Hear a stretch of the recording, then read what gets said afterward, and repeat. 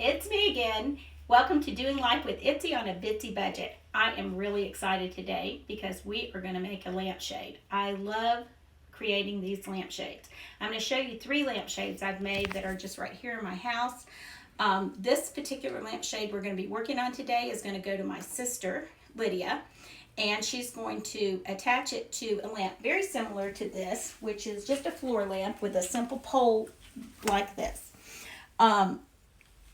This particular lampshade we have featured in a separate video that we took a while back. It's made with an apron. It's wrapped around. There's fabric in the back, and I put a brooch on it. I love this particular lampshade. It's very simple. It was easy to make, and I just kind of attached it with some thread.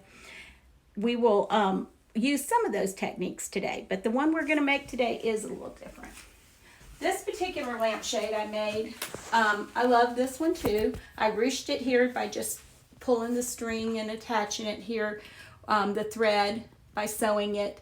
I also added a couple of little pieces to make it look right. This is This is 3 pieces and put a brooch on it. It's just simple. Again, it's feminine, but you could use any type of decorating technique that you like. If you want something rustic, you could do a burlap approach. A lot of these that are lighter with just thin fabric, you have to remember that a clear bulb always looks better if you can see through it like this. If I put a white bulb in here or one of those little twisty ones, you'd be able to see right through and it doesn't look as pretty. Let's go into that spare bedroom of mine and I'll show you that last lamp. Now, excuse my mess because I pulled things out of these containers to do our project, and I just leave them out here so I can put it all back at one time. Again, we simply live here. This lamp is a smaller lampshade, and I used just hankies on it. It looks so pretty. We're going to use a mixture of some hankies and things on the lamp we're making today. I also added this by just putting actually safety pins on. You can't really see them unless I point it out. On to put the prisms, to attach the prisms to the lamp. It was simple, easy, and it's been here for years, no problems. All right, let's go on into the laundry room. We're going to get started on our project. Here we are back in the laundry room. We're going to start our project. To begin with, let's talk about what you're going to need to make a lampshade. This is my glue gun, not a pair of shoes, but it works out great for me to use this box, and then I just heat my glue gun up and put it up. We'll use some glue, but I don't really, it needs to be clear glue, number 1, if you use it. And number 2, I don't use that. I also sew. So I've got myself a needle, thread, and some scissors. I got myself a little brooch we're going to put on it, and that's actually an old earring. I'll show you that when we get to it. I got a piece of lace here, and this is what I chose to use on the lampshade itself. I've already ironed my linens. Here, I'll turn this light on and maybe that helps. So I've got 2 of these type of napkins, 1 hanky. I've also chose this doily. Again, look, we're going to see imperfections. You see this little spot here? But you won't see it in the end. Don't be afraid to use something that's a little bit messed up. In fact, this piece actually has a hole in it right here, but you will never see it when we get finished. So those are all the materials I'm going to use on this particular lampshade today. I think it'll look good and Lydia will love it. Did you buy that lampshade that color? So here's how we prepare a lampshade. This is a metal old lampshade. What I look for when I'm at thrift stores or out and about is any old lampshade that's torn up, and you flip it over, and if it has these lines of support, you can use it. Even if they're rusty, all you need is some Rust-Oleum paint or any type of spray paint for it. And that's all I did here is I used a spray paint. I spray painted it white because my fabric's white. Say you were using pink fabric or lace and it's going to show through. You might want to paint it close to the color that you're using. I've made lace lampshades before and they turn out really good. Maybe at some point I'll do a lace one for you so you can kind of get an idea on what that looks like. I don't have one here in my house or I'd show it to you. But you need a good sturdy lampshade. Lampshades are great things. A lot of times they're high and people make little end tables out of them. We can do some projects later on with the lampshades, but they're a good thing to pick up if you have the storage space. My garage works perfect. And all you have to do is strip them down. And in some cases, we wouldn't choose to strip them down. This is just an old base I sometimes use as I'm working on the bottom of the lampshade, because it doesn't matter what the lamp looks like. Pick up any $1 or $2 lamp you see, or an old one, don't throw it out, because it can be a good thing to use while you're making your lampshade. Also, I don't have enough hands, so I always get myself some clothespins. And of course, since I use my clothesline, I always have clothespins. They make a great extra finger for you. All right, let's go ahead and get started. My idea with this is you layer it up. So the first layer that's going to go on this particular lampshade is going to be my solid one. Now, when you hold this up to the light, look how pretty that looks with those little lines in it. It really does make a big difference. It gives you a textured look. This is a very rugged room that this is going in, but it's definitely a lighter colored room. So I'll show it to you once I get it over there.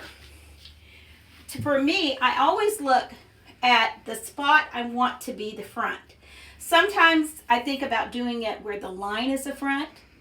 And if I was going to use this in a different way and not have as thick of material, I might line this with fabric, just going around and around. In fact, there's another lampshade I should show you after this video, so that you would get a whole nother idea of how these lampshades work. It's in a closet, so I'll have to dig it out and put that on. All right, as I'm looking at this, I want the open area to be the center of my lamp. So I don't want anything here like on this side. I want it to be completely open. When I'm going to put this on, what I'm going to do is show you what I'm going to do, then I'm going to do it, and we'll come back. Let me actually plug in my glue gun. I'll just take out my night light. Let that be heating up.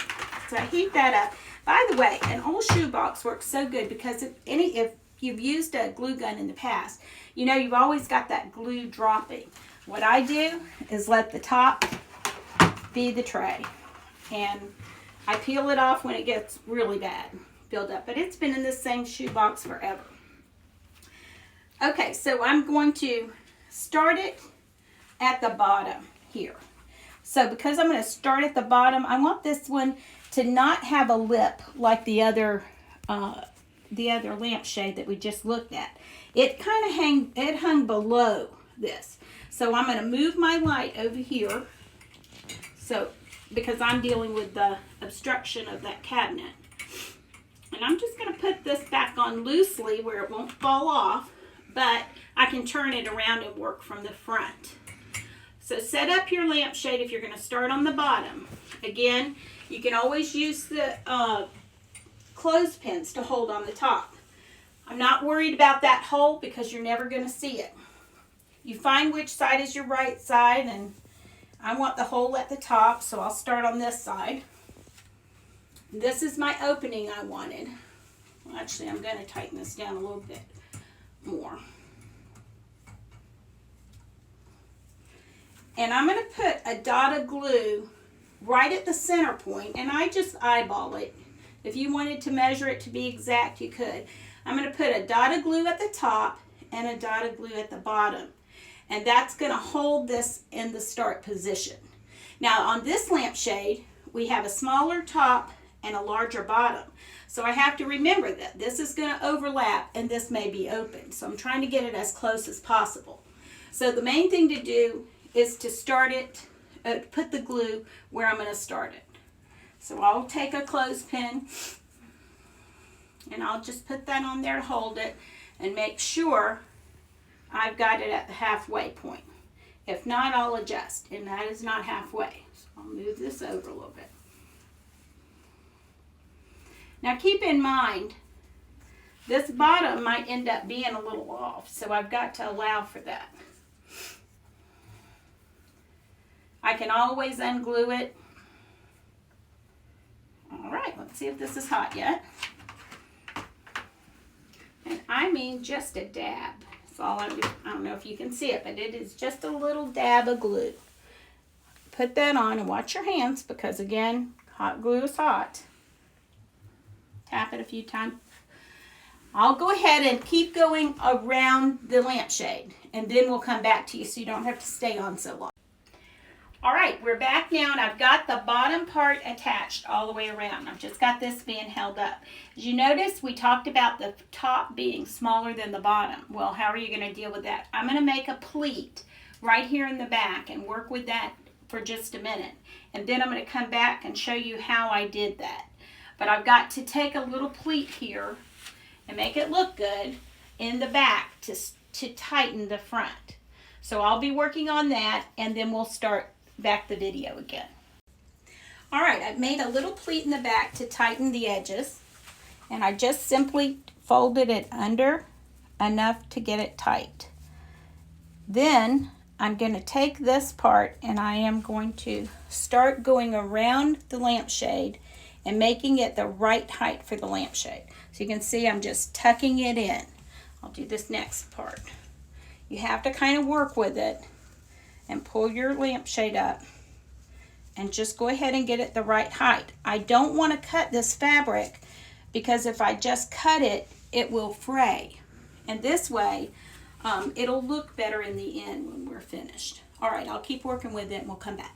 Okay, my next step that I'm working on is I went ahead and attached the bottom as I showed you, and I made the pleat in the back. The pleat is right here.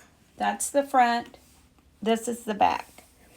And I turned down the fabric.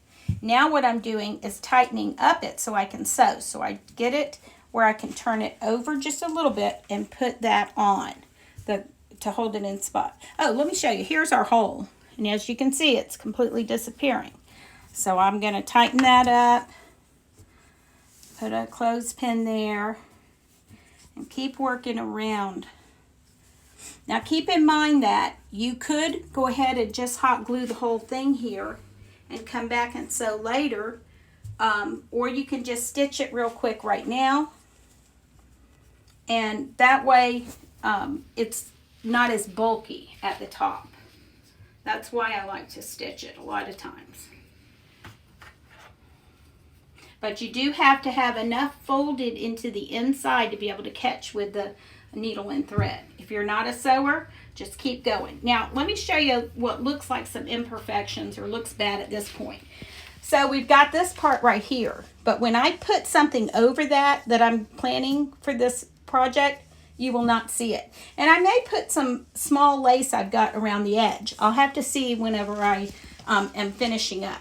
So what I'll do now is I'll go ahead and thread my needle, and I'll just start doing a whip stitch across here. And I'll show you a little bit of that in just a second. All right, I've knotted my thread and threaded a needle. And I'm going to start from the inside because of the knot. And I'm going to start right here in the front. And I'm just going to go around. Very simple. So you're just going to make almost like a hem stitch if you're a sewer. See? It's just going to be a line. Let me get this out. And I'll keep going around until I finish it. But you're getting the general idea. Okay, we've got it all sewn around. I've stitched all the way around the top. And now what we're going to do is we're going to attach a piece of lace that's going to go all the way around. I want it to meet here in the middle because that's where we're going to have something covering this opening. So my idea is to go ahead and attach this now all the way around. I'll sew that real quick and then we'll come back and do the next step. Okay, I've got the lace sewn on now. Why I chose to sew the lace on first was because it makes a nicer edge whenever you don't have to go through so many pieces at once when I'm sewing, and I want the very edge to look good. So now I'm gonna turn this up and get it out of the way. It's all attached to the front. I'm gonna take these two napkins and I'm going to fold them like this, and then I'm going to attach them halfway around on this side and halfway around on the other side. Once I get those attached with some thread, I'll come back to you so we can do the next step. Okay, I finished that part. I've attached both of the napkins on each side. And so now what we're going to do is work on this front right here to make it look pretty. I'm going to start off by attaching this by sewing it. Just get it even here and in the middle. So you'll have that little point showing through. So this is how I'm going to attach this, and then I'll come right back to you. I'll sew it on. Okay, I've now got attached by sewing 3 little spots here and just attaching it good to the front. So we're kind of looking, we've got some lace on the side, the napkins, and we've got the front part started. Let me get the last piece I think I'm going to put on. I might add some lace to the bottom. I'm going to attach this, probably do just a frumpy kind of thing in there. So I'll attach it here and kind of probably come out to the side. I like that. So let me go ahead and attach that, and then we'll look at the end result. Okay, I've got this little center hanky on here, and we may have to adjust it a little bit. What I chose to put on the top was actually an old earring. And the reason I did that and not sew a button or some other thing on there is I was thinking that at Christmas you could put a brooch that's a Christmas tree or something Christmassy on here, so you could kind of change it out if you didn't like it. That's one reason I like the earring. But it could be anything. It could be a button you sew on, or you know, whatever you choose.